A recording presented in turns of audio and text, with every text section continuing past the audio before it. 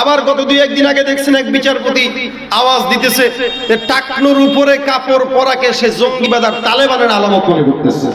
জোরে বলেন নাউজুবিল্লাহ। আরে এটা রাসূলের সুন্নাত। রাসূল বলেন মা আসসালাম মিনাল কাবাইন, এই মিনাল ইজারি ফিন্নার, যেই মানুষের টাকনুর উপরে যদি কাপড় না পরে, এটা যদি নিচে যায়, বলে এটা জাহান্নামের একটা অঙ্গ হিসেবে রাসূল বলেন পরিগণিত হয়ে যাবে। তাহলে কোন পুরুষ কোন যুবক, আজকে যুবকরা টাকনুর নিচে প্যান্ট পরে আর মেয়েরা সুন্নাত পালন করে, আছে না? যে সুন্নাত পুরুষের জন্য দরকার ছিল, ওই সুন্নাত এখন মেয়েরা পালন করে এই পর্যন্ত, তাও নিসফে সাক, মানে পায়জামা তো নিচে যাওয়ার কথা, এটাকে মাঝখানে দিয়ে পড়তেছে। মাশাআল্লাহ, দেখায় সুন্দর পা আছে একটা, অথচ এইটা পুরুষদের সুন্নাত। আর এই সুন্নতকে কেউ যদি জঙ্গিবাদের আলামত হিসাবে দেখে, সে কয়দিন পরে বলবে টুপি দাড়ি রাখাটাও জঙ্গিবাদের আলামত, ঠিক না? অথচ রাসূলের সুন্নত, এটাকে সে জঙ্গিবাদ। আমাদের দেশে সেলিমের ছেলে যখন ধরা খায় পিস্তল সহ, তখন আমরা পত্রিকায় দেখি না যে জঙ্গিবাদ ধরা খাইছে, মাগার ফাজাইল আমল কোন আলেমের কাছে পাইলে পত্রিকায় দিয়ে দেওয়া হয় জঙ্গির বই পাওয়া গেছে। নাউজুবিল্লাহ বলেন। এই দেশে কিছুদিন পরে এই সমস্ত বুদ্ধিজীবী কুলাঙ্গাররাই বলবে মুহাম্মদ জঙ্গিবাদ, মুহাম্মদের টুপি জঙ্গিবাদ, মুহাম্মদের দাড়ি জঙ্গিবাদ। মুসলমান মনে রাখবেন, এখনই তাদের কণ্ঠরোধ করার সময়। এখন যদি তাদের কণ্ঠরোধ করা না হয়, ভবিষ্যতে তারা আমার রাসূলকেও জঙ্গিবাদের তকমা লাগায় দিবে। এই কারণে উম্মতদেরকে বলে দিতে চাই, এই সমস্ত বেঈমানদেরকে ঘাড় ধরে এদেশ থেকে বের করে দিল্লি পাঠিয়ে দেওয়া দরকার, আমেরিকায় পাঠিয়ে দেওয়া দরকার, ঠিক কিনা জোরে বলে?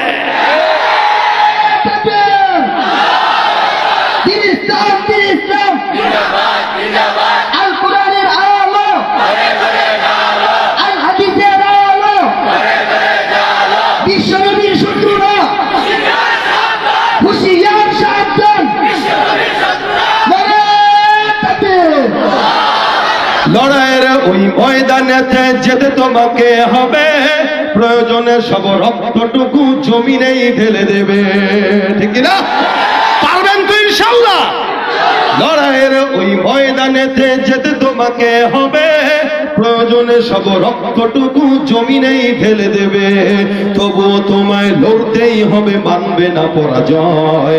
বিপ্লব মানে জীবন দেয়া, বসে থাকা নয়। সে কোনদিন আসবে না রে, করো যদি ভয়। আসবে বিজয়, রক্ত আর জীবনের বিনিময়। আসবে বিজয়, রক্ত আর জীবনের বিনিময়। বিপ্লব মানে জীবন দেয়া, বসে থাকা নয়। সে কোনদিন আসবে না রে, করো যদি ভয়। কোথা থেকে কোন ভিনদেশি শকুন আমার দেশে এসে সেবার নামে বসলো জুড়ে মীর জাফরের বেশে। কোথা থেকে কোন ভিনদেশি শকুন আমার দেশে এসে সেবার নামে বসলো জুড়ে মীর জাফরের বেশে। ওদের করতে নাস্তানাবুদ হতে হবে নির্ভয়। ওদের করতে নাস্তানাবুদ হতে হবে নির্ভয়। বিপ্লব মানে জীবন দেয়া, বসে থাকা নয়। সে কোনদিন আসবে না রে, করো যদি ভয়। আসবে বিজয়, রক্ত আর জীবনের বিনিময়। আসবে বিজয়, রক্ত আর জীবনের বিনিময়। বিপ্লব মানে জীবন দেয়া, বসে থাকা নয়। সে কোনদিন আসবে না রে, করো যদি ভয়। তৈয়ার আছি ইনশাআল্লাহ? জোরে বলেন নারায়ে তাকবীর। ভাইরা আমার, খুব বুঝবেন, আল্লাহ পাক রব্বুল আলামিনের ওয়াদা, ইন্না কাফাইনাকাল মুস্তাহজিঈন। রাসূলের জন্য যথেষ্ট কে? আল্লাহ। ঠাট্টাকারী যারা, তাদের জন্য যথেষ্ট কে? ফ্রান্সের ম্যাক্রো, এই ম্যাক্রোর নামটার সঙ্গে মাকরুহের মিল আছে। আরবিতে বলা হয় মাকরু, মিম কাফ রহা। আরবিতে এটা মিম কাফ রহা মানে মাকরু। আমরা বলি না মাকরু, তার মানে কি? অপছন্দ। তাহলে এই যে লোকটার নাম ম্যাক্রো, এর নামের সাথে তো অপছন্দনীয় জিনিসটা কেমন যেন মিলে গেছে। তা ও তো অপছন্দনীয় কাজ ছাড়া ভালো কোনো কাজ করতে পারবে না, এটাই স্বাভাবিক। তাহলে এর জন্য আল্লাহ যথেষ্ট। এই কারণে লকডাউন দ্বিতীয়বার করতেছে। এই আয়াতটা যখন নাজিল হয় পয়গম্বর সাল্লাল্লাহু আলাইহি ওয়াসাল্লাম মক্কা একদিন তওয়াফ করার জন্য কাবার সামনে যায়। ওখানে যাওয়ার পর আল্লাহ পাক রব্বুল আলামিনের তরফ থেকে জিবরাইল ফেরেশতা আসলেন দেখা করার জন্য। পয়গম্বর আরবি মক্কার বাইতুল্লাহর সামনে সুন্দর করে দাঁড়ায় আছে তাওয়াফরত অবস্থায়। আল্লাহর হাবিব সাল্লাল্লাহু আলাইহি ওয়াসাল্লাম দাঁড়ায় আছেন, এদিক দিয়ে জিবরাইল আমিন চলে আসছে। জিবরাইল আমিন আসার পর রাসূল করিম সাল্লাল্লাহু আলাইহি ওয়াসাল্লামকে জিবরাইল ডাক দেয়া বলে, ইয়া রাসূলুল্লাহ, আপনাকে ডিস্টার্ব করে মক্কায় এমন কয়েকজন লোক আছে, আপনি একটু দেখান। রাসূল ডাক দেয়া বলে, ডিস্টার্ব তো করে অনেকগুলাই, কয়টা দেখাম? কয় এখানে কেউ আছে নাকি, একটু দেখায় দেন। রাসূল করিম সাল্লাল্লাহু আলাইহি ওয়াসাল্লাম দেখায় দিবেন। এখন এর ভিতরে দেখেন তওয়াফ করতেছে কিছু মানুষ,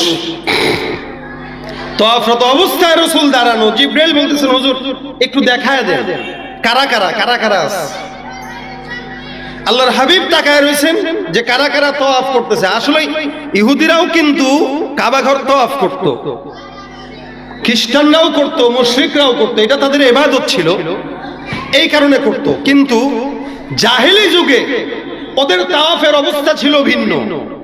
জাহেলি জামানায় রাসূল আসার আগে ওরা আল্লাহর ঘর তওয়াফ করত উলঙ্গ অবস্থায়, ন্যাংটা হয়ে। জোরে বলে নাউজুবিল্লাহ। কেন? তাদের যুক্তি ছিল, আমরা যেই পোশাক পরে গুনাহ করি, এই পোশাকের ভিতরে কত ময়লা কত গুনাহ, তা আমরা যদি এই পোশাক পরে তওয়াফ করি কবুল তো হবে না। এই কারণে তারা পোশাক খুইলা টুইলা মোটামুটি জন্মদিনের পোশাক পরেই তওয়াফ শুরু করত।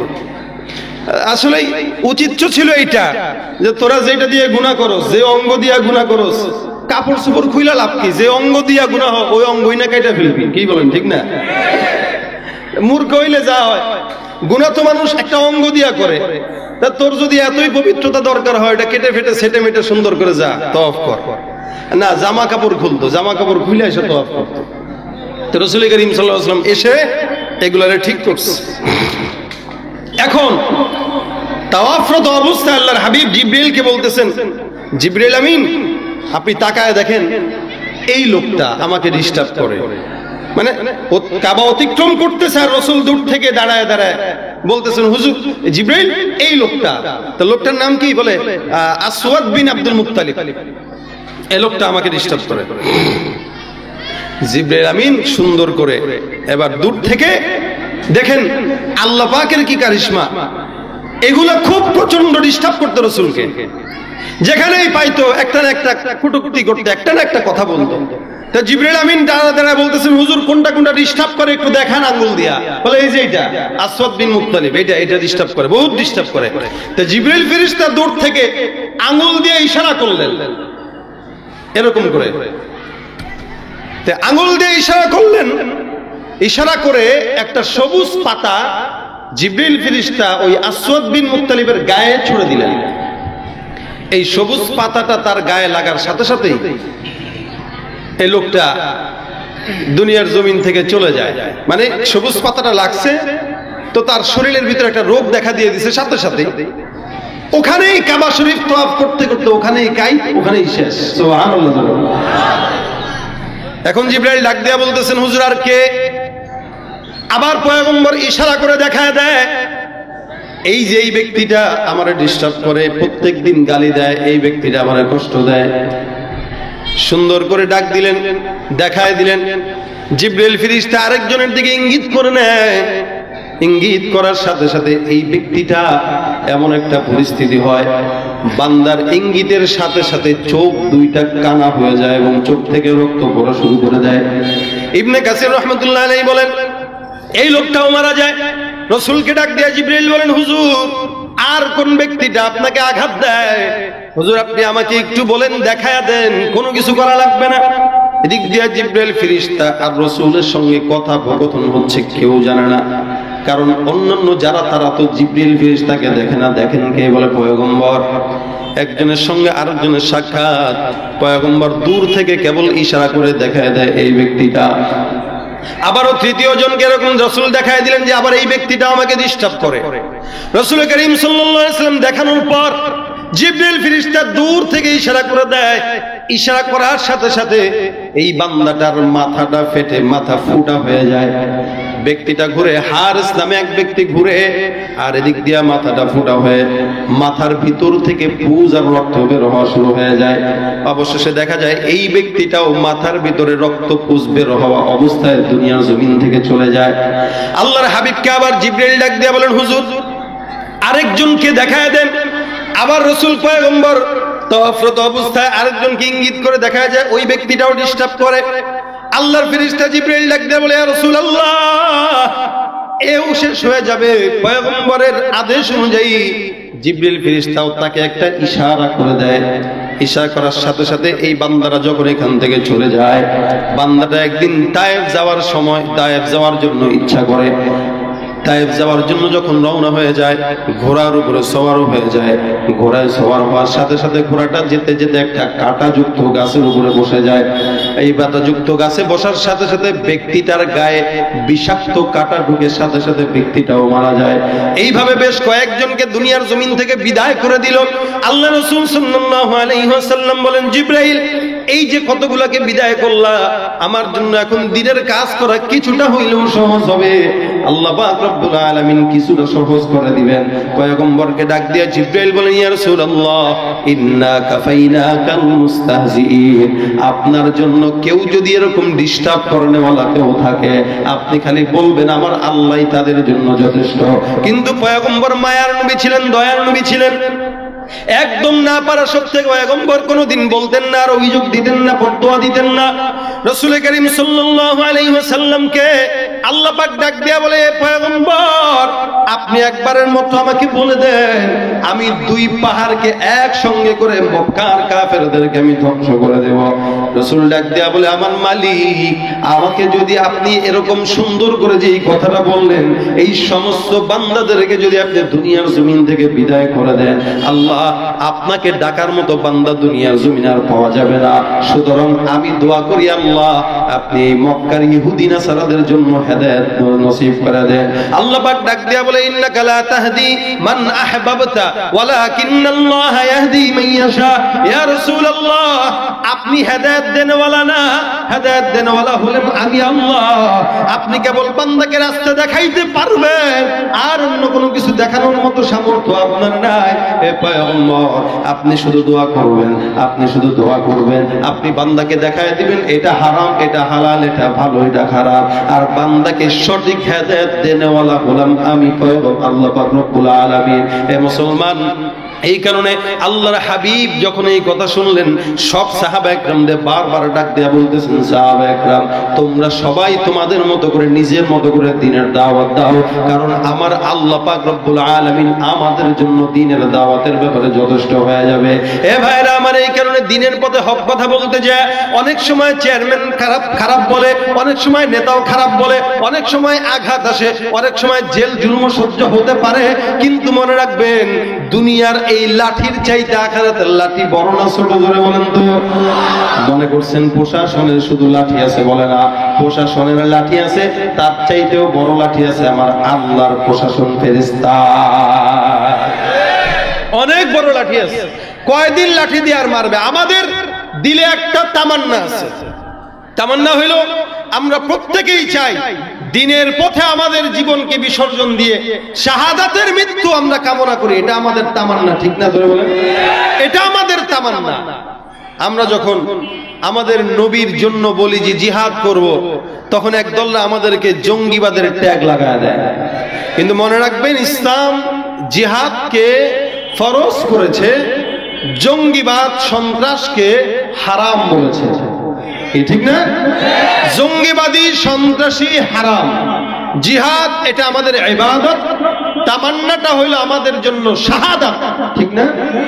এজন্য আমরা জিহাদ করব আল্লাহর জন্য। তবে এটা বলবো না ইযহাব আনতা ওয়া রাব্বুকা ফাকাতিলা ইন্না হাহুনা কাঈদুন, এটা বলবো না। আমরা তো বলি, হুজুর আপনারা জিহাদ করতে যান, আমরা এখানে আছি, সমস্যা নাই।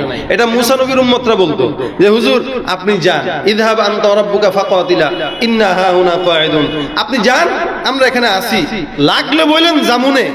কিন্তু সাহাবা একরামরা বলে, হুজুর আমরা এত দুর্বল ইমানদার না। আমরা কি বলতাম? যদি মূসার জামানে আমরা হইতাম বা এই মুহূর্তে যদি অবস্থা এমন হইতো, তাহলে আমরা বলতাম ইযহাব আনতা ওয়া রাব্বুকা ফাকাতিলা ইন্না মাআকুমা জাহিদুন। হুজুর আপনি যান, আল্লাহর জন্য জিহাদ করেন, আল্লাহ এবং আপনি তো আছেনই, আপনাদের সঙ্গে আমরা সাহাবা একরাম যুদ্ধের জন্য ময়দানে যেতে তৈয়ার হয়ে যাব ইনশাআল্লাহ। সাহাবা একরামদের কণ্ঠে কণ্ঠ মিলিয়ে আমরাও বলতে চাই যে আমাদের নবীর ইজ্জত রক্ষার জন্য, আল্লাহর নবীর জীবন, আল্লাহর নবীর সম্মান রক্ষার্থে জীবন যদি দেওয়া লাগে, আমরা ঘরে বসে থাকবো না। ওলামা একরাম যখন ডাক দিবে তখন ময়দানে আমরা চলে যেতে তৈয়ার হয়ে যাবো ইনশাআল্লাহ, ঠিক কিনা? জিহাদ আমাদের ইবাদত, তামান্না আমাদের শাহাদাত। জিহাদ আমাদের ইবাদত, তামান্না আমাদের শাহাদাত। চাই না বেঁচে থাকা মাজা করে বাঁকা, চাই না বেঁচে থাকা মাজা করে বাঁকা।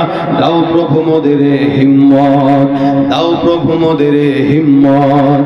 জিহাদ আমাদের ইবাদত, তামান্না আমাদের শাহাদাত। জিহাদ আমাদের ইবাদত।